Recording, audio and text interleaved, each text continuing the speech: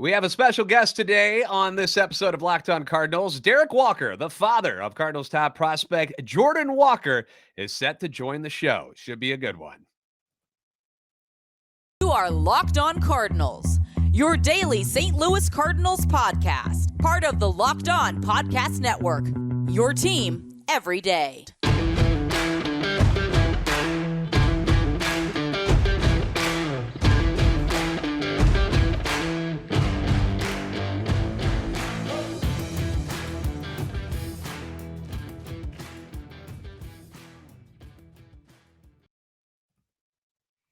Hey there, Cardinals fans. I'm JD Haffer, and I'm a national radio sports anchor, born and raised in the Lou, and a lifetime Cardinals fan, and I'm your host for Locked On Cardinals, part of the Locked On Podcast Network, covering your team every day. You can follow me on Twitter at JD Sports Radio. You can follow the podcast at LO_Cardinals. I want to thank those of you who make Locked On Cardinals your first listen every day. We are free and available wherever you get your podcasts. You can find us on iTunes, Spotify, Google Podcast, also on YouTube. Make sure you like and subscribe and comment. That way you can interact with us there. Hit the notification button so you know when new episodes are posted. This is a show serving Cardinal Nation and giving the best fans in baseball all of the info about the birds on the bat. So today, as we inch our way closer to opening day, we thought maybe we could find ourselves a special guest to join the show. And kind of big news, what happened on Saturday, big announcement, Jordan Walker made the club officially. Everybody's excited about it, and I'm not sure there's somebody who's more excited about it than Jordan's father, Derek Walker, who is joining the show today. Derek, how are you, sir? Doing great, doing fantastic. Good. Thank you for taking some time out to join us. I know we'd been texting for the last few days, and you've been a busy man. A lot of people want to chit-chat with you for obvious reasons with the news about your son. Absolutely. Yeah, it's been great. It's a whirlwind, First time in a long time people have been interested in what I have to say. Usually they want to talk to Jordan. So I appreciate getting what I can. Yeah. So let's talk about the beginnings of your son's career. Tell me a little bit about young Jordan Walker, the middle of three children, correct? That's right. So he is the middle of three. We have the oldest is Derek Jr., who's about 2 years older than Jordan. And the youngest is Maya Walker, who is 2 years younger than Jordan. She's a volleyball player, aspiring volleyball player at Fairfield, Connecticut. And so she's an athlete as well. But Jordan, the early Jordan, I'll tell you, very much looked up to his brother. So his brother actually was the first one that was interested in baseball. I think his brother started at 3 years old, and later Jordan started at 3 years old. But he pretty much did whatever his brother did. So his brother came home with a glove and ball and bat. Jordan had to go and get his, right? And the first time that he got a chance to get on the field, his older brother was right there. So I would say his brother helped cultivate the love at the beginning, along with, myself and his grandfather and others who also big baseball fans. So that's the very beginnings.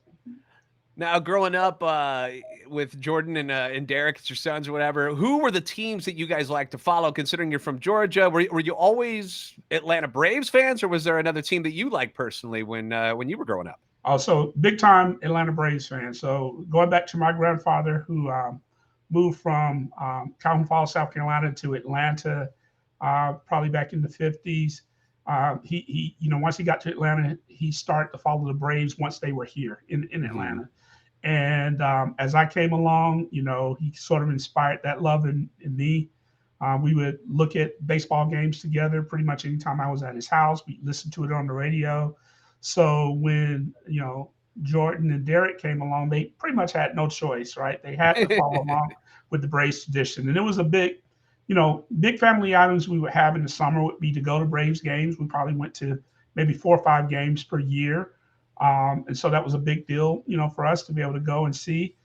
Jordan, his favorite baseball player, in fact, he'll tell you growing up was Chipper Jones, third baseman for the Braves, right? And, it's not a surprise that as Jordan came along, he became a power hitting third baseman as well, largely because of Chipper. But yeah, always a Braves fan. Hank Aaron is my favorite player.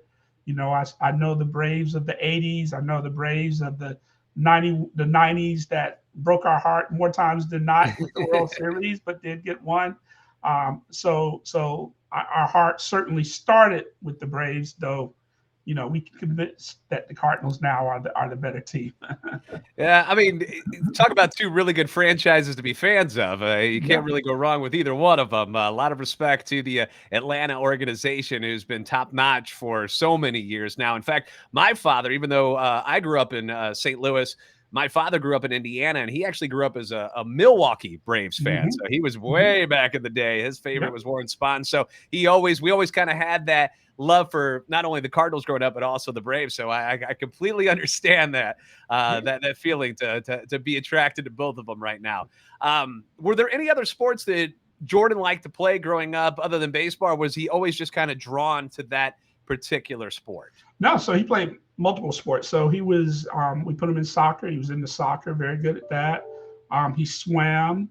But the other sport that was probably closest to baseball for him, and is probably obvious based on his size, is basketball. He Hmm. really loved basketball. I think he played basketball in middle school for the team and played some kind of non-high school level basketball once he was in high school. But he'll often say, right, if he wasn't able to go in baseball, he felt that he would have given basketball a try. But in general, he loved sports all around. Anytime there was a chance to pick up a ball of some type or play some sport, he was all over it. Oh yeah, he's the reigning ping pong king of the household and the neighborhood as well too. So he's pretty good. Has he started picking up pickleball, which is like all the rage across the country Yeah, now? well, he may have. He hasn't talked about it yet, but I wouldn't be surprised if that's another one. As long as it has a ball and he can swing at it, he'll probably love it right off the bat. So, Yeah.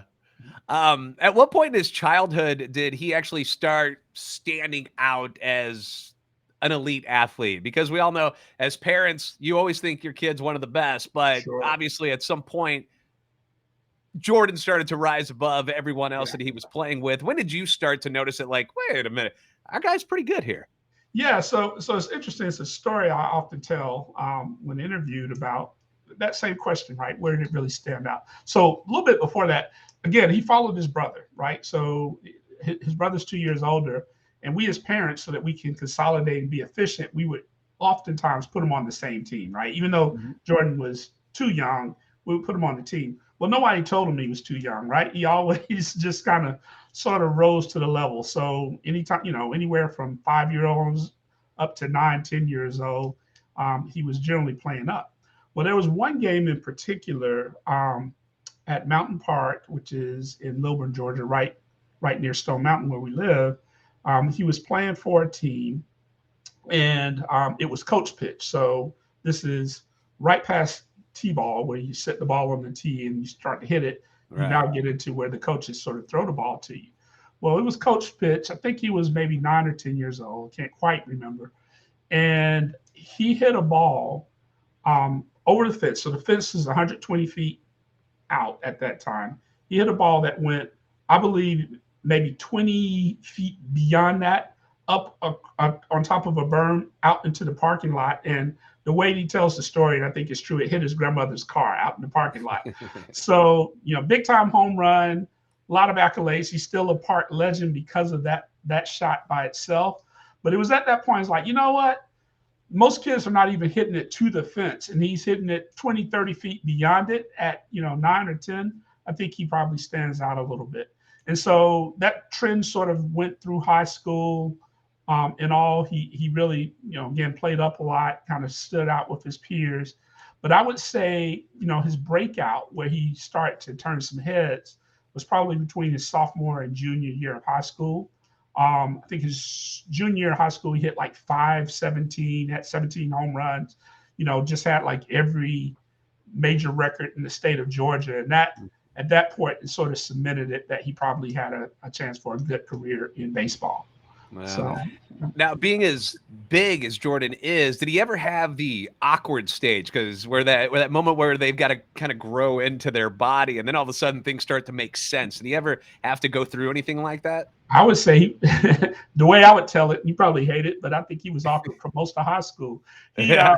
he hit a growth spurt probably his freshman sophomore year of high school. So, and he'll often tell the story how of the three kids, for a long time, he was the shortest, even shorter than his sister, throughout middle school and all. But hit high school, grew really, really fast, probably 3 or 4 inches in over like 2 years. And so his body just hadn't adjusted.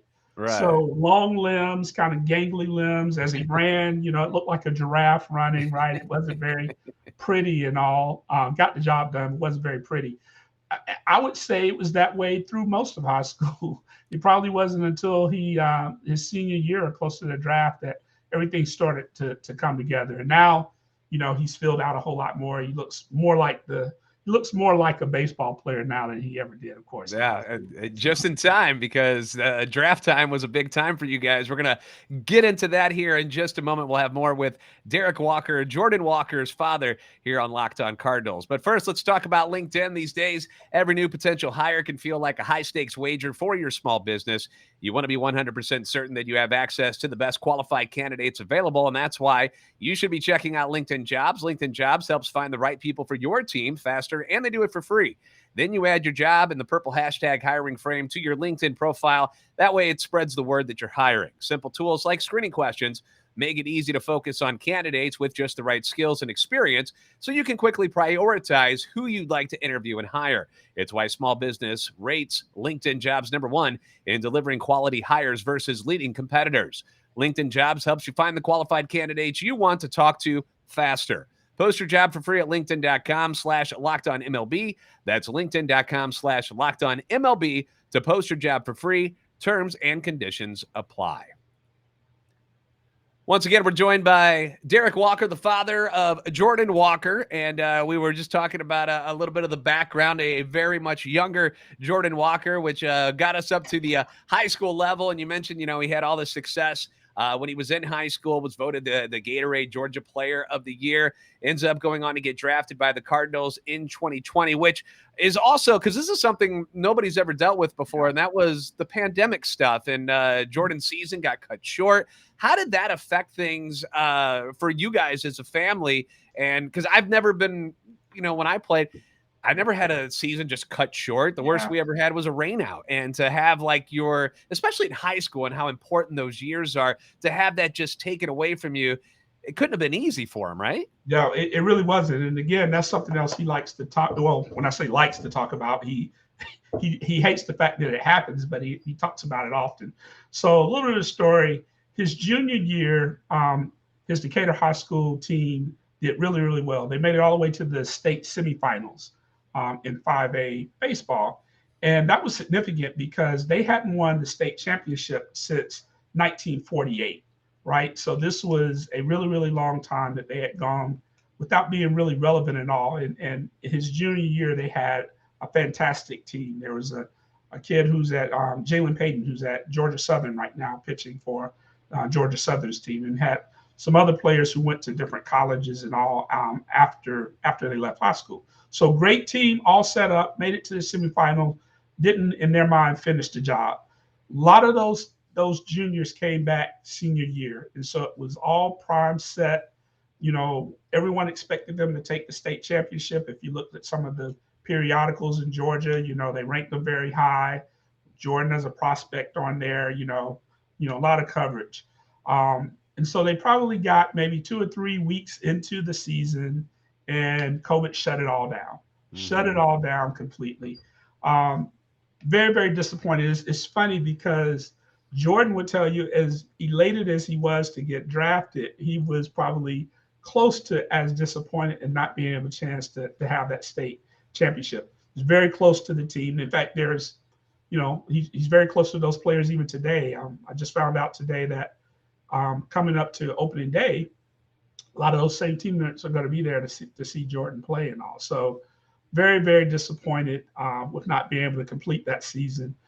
The other thing, and this is what scouts generally say, so I'll just take it at its face value, is that if he was able to finish that season, which is generally when the scouts really follow you, your senior season of high school, it's a chance that he might have even gone up higher on the draft boards. And I think it's a blessing that didn't happen because we really like the Cardinals, fantastic organization, and we love being on it. So that didn't happen for a good reason.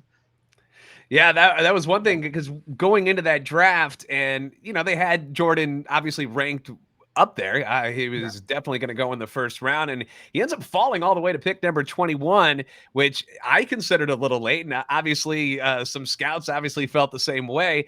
Do you think it was more because of the scholarship to Duke that might have scared some teams away? Because Jordan was ready to go, wasn't he? Yeah, yeah. So that very well could have been it, right? And Jordan was. He's clearly a very intelligent young man, and would tell anyone that, hey, if Major League Baseball doesn't take me in high school, I'll go to Duke.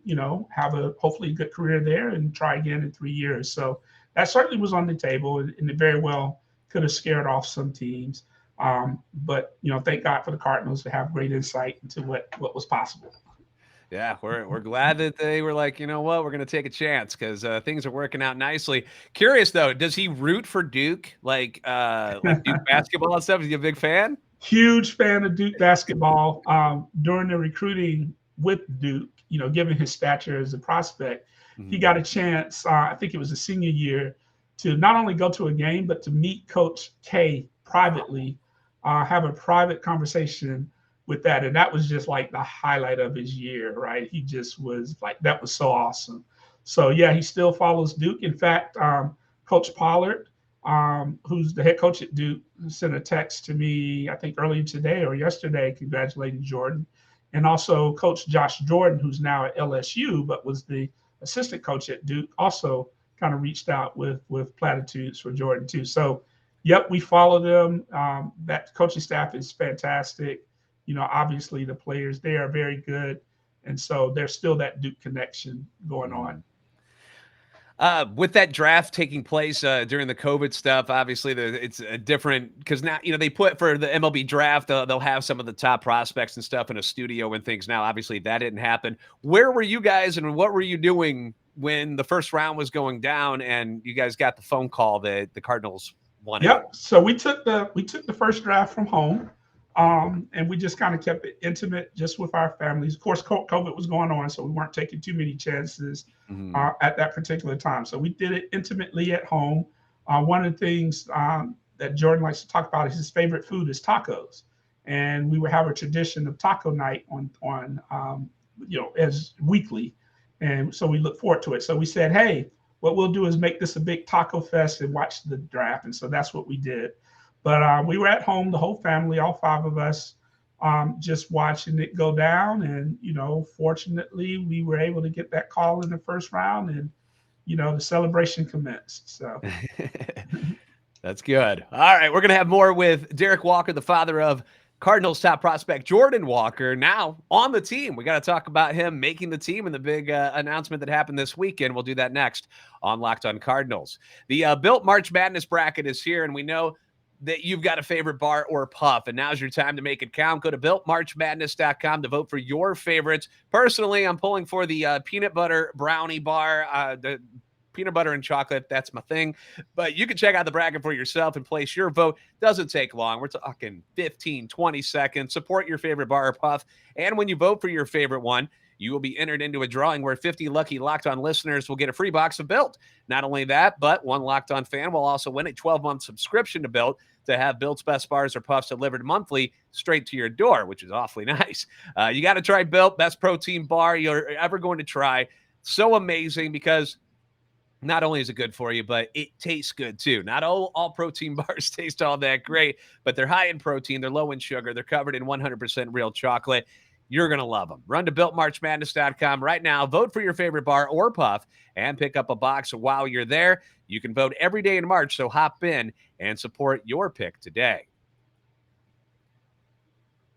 Once again, we're being joined by Derek Walker, the father of Jordan Walker, one of the newest Cardinals. The news broke on Saturday that Jordan was going to be a part of the Major League roster from opening day.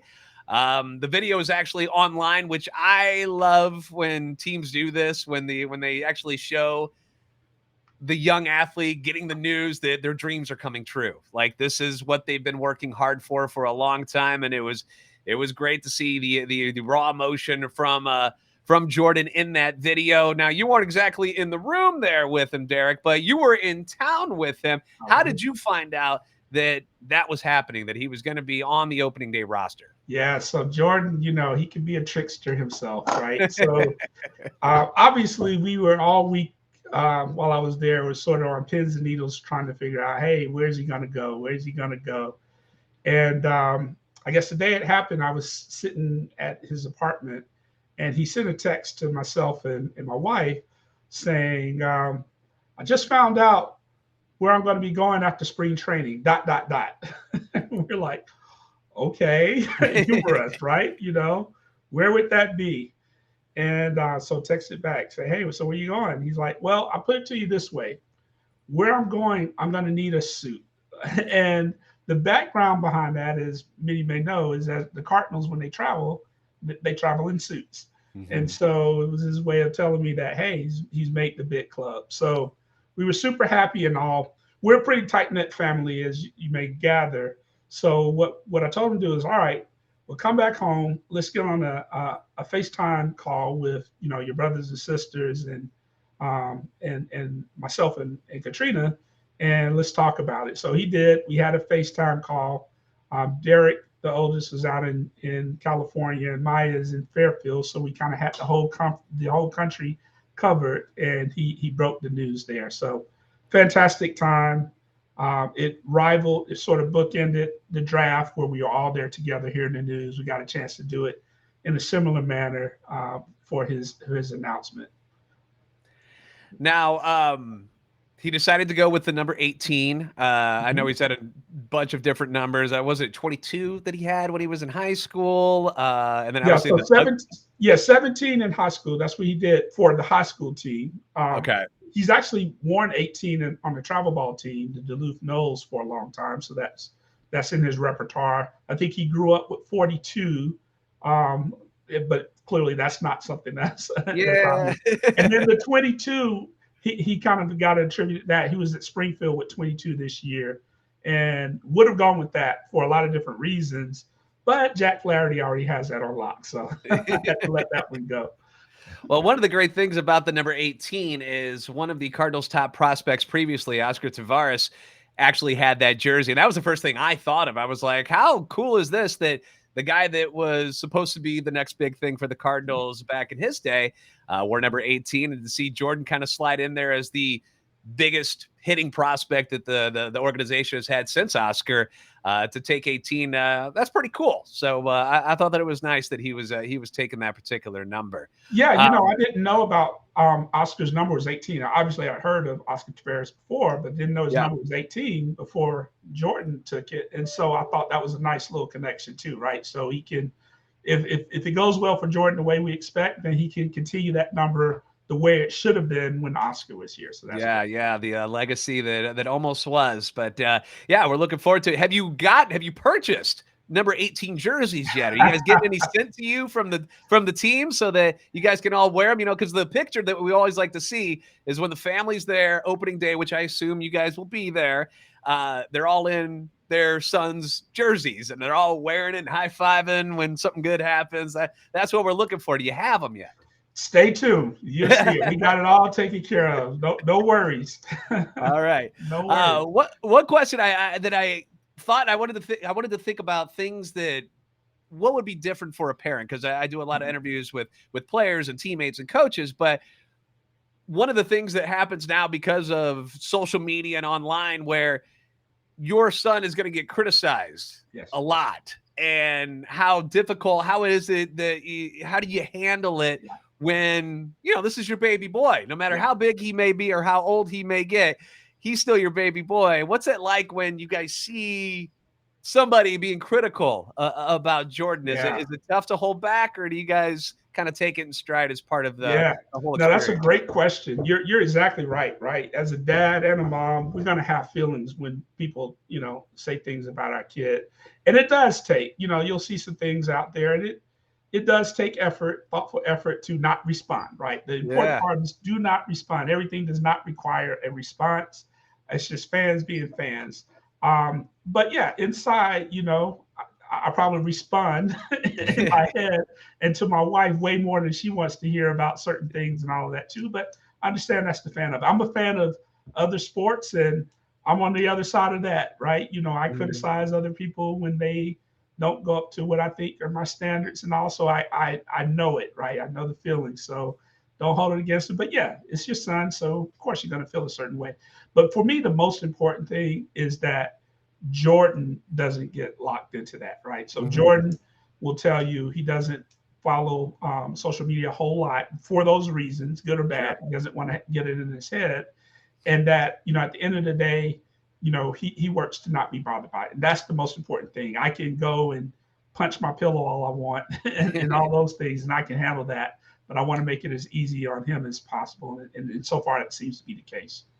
And that was one of the things that Cardinals manager Ali Marmol pointed out, that one of the response that Jordan gave to him when he was talking to him in that final exit interview and telling him that he was making the team was that one of the great things about Jordan is he's able to move on, good or bad, from whatever just happened and move on to the next at bat, the next game, and so forth, which is something you certainly have to do in baseball, which is a Yeah, game where you are going to fail way more than you actually succeed. To make 7 outs and 10 at bats is a Hall of Famer, which is different than most sports. absolutely. And Jordan has said, I've heard him say it on interviews recently, but that was a learned trait for him, right? That was not how it was coming up for him. And I've been at tournaments with him where it wasn't going well, and it was a lot different than the Jordan from now. Let's just put it that way, right? And so again, that's maturity. Is grown. Is something that I think now is very intrinsic with him, and that's actually one of the things I'm very proud of as a dad, right? That he's gotten that place, right?